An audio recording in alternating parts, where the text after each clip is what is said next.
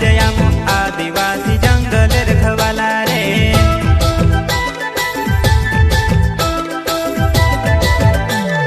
चल जंगल जमीन काजे पूजे रे आदिवासी दुनिया ने रखवाला रे। बाप देव खतरी काजे पूजे रे आदिवासी सबसे निराला रे।